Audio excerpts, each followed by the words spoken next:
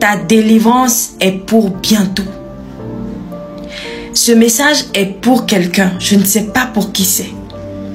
Mais écoute, si c'est pour toi, il faut vraiment que tu m'écoutes. Il y a des gens qui se sont entendus. Il y a des gens qui sont ensemble pour te faire du mal. Et je vais te dire comment le Seigneur va s'y prendre avec ces gens-là. Ta délivrance est pour bientôt. Tu sais, ce matin, je me suis réveillée. J'étais en train de lire la Bible comme d'habitude. Et il y a un passage sur lequel je suis tombée qui était tellement puissant et qui parlait de quand Dieu veut te venger, quand Dieu veut te libérer. Et en fait, le Seigneur c'est comme s'il a fixé mon attention dessus. Et j'ai commencé à réfléchir, je me disais, mais je sentais que ça n'avait aucun lien avec moi. Genre, ça ne me concerne pas. Mais pourquoi le Seigneur met mon attention dessus? Et c'est là que j'ai compris que ce message était pour quelqu'un. Écoute-moi, écoute-moi. Écoute-moi pour comprendre comment Dieu veut te délivrer, c'est ce qu'il veut faire avec les personnes qui te font du mal. Tu sais, dans la Bible, il y a un disciple qui s'appelle Pierre. Et Pierre, en fait, il a été arrêté par un roi qui s'appelle Hérode. Et on l'a jeté en prison. Hérode a fait arrêter Pierre et Pierre a été jeté en prison. Et tout le temps que Pierre était en prison, il prenait le temps de prier. Il priait. Mais Dieu l'a laissé là. Et il devait comparaître devant le tribunal le lendemain. Et la veille, il s'est endormi dans la prison, il dormait. Et qu'est-ce qui se passe? Il y a un ange qui est rentré dans la cellule et qui l'a réveillé.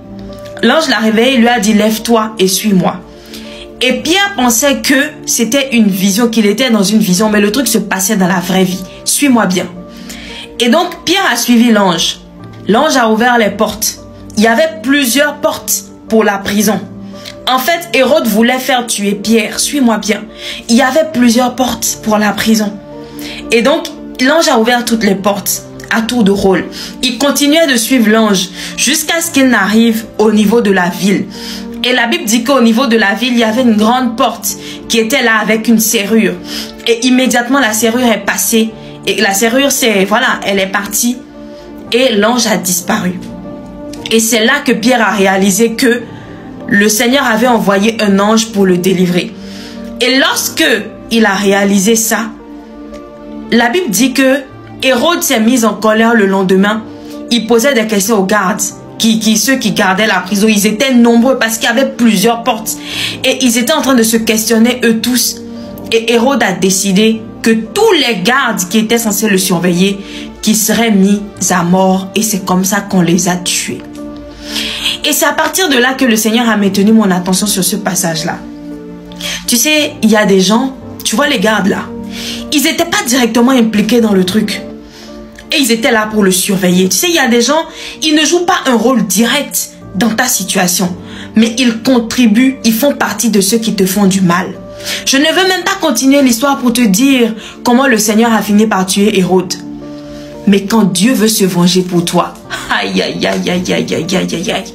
En fait, il y a des personnes, malheureusement, ces personnes n'ont pas un problème direct avec toi, mais comme elles ont fait partie des personnes tu as ressenti de la douleur à cause de ces personnes-là, ces personnes peuvent mourir parce que Dieu veut te venger toi.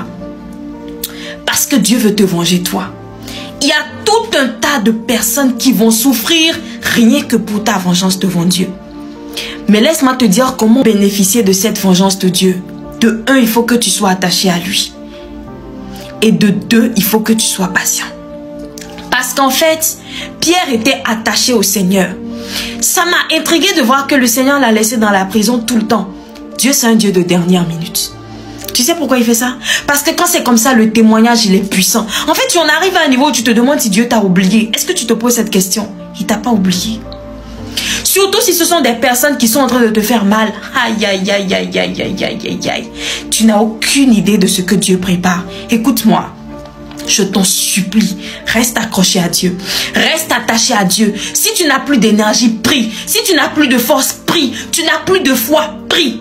Parce que regarde, c'est la veille du jour où Pierre devait comparaître que l'ange est venu. Dieu t'a pas oublié. Il n'oublie personne. Son plan, il est parfait. Il y en a qui sont en train de te faire du mal, non? C'est pas grave, reste dans la prière.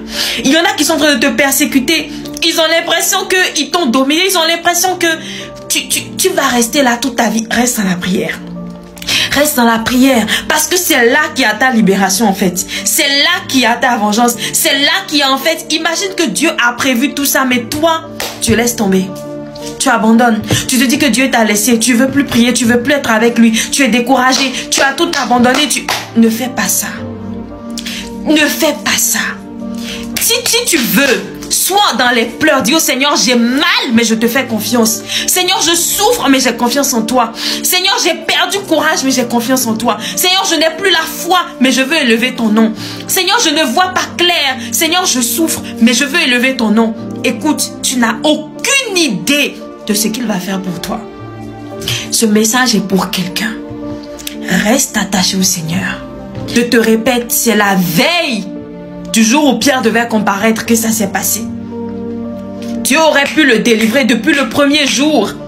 Mais l'histoire, ça n'aurait pas, le témoignage n'aurait pas été grand. Je t'en supplie. Même quand tu as mal, tu as le droit d'avoir mal.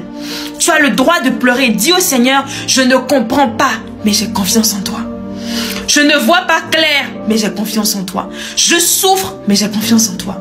Dieu va agir. Quand on a Dieu comme allié, quand on a Dieu comme allié, il mène le combat pour toi de la façon dont tu n'aurais jamais pu mener.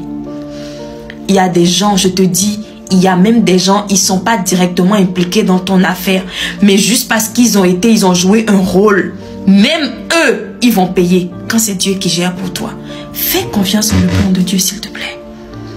Fais confiance en le plan de Dieu. Fais confiance en le plan de Dieu, s'il te plaît. Laisse-le faire son plan. Laisse-le faire son plan. Laisse-le faire son plan. C'est ce que je voulais te dire aujourd'hui. Sois béni.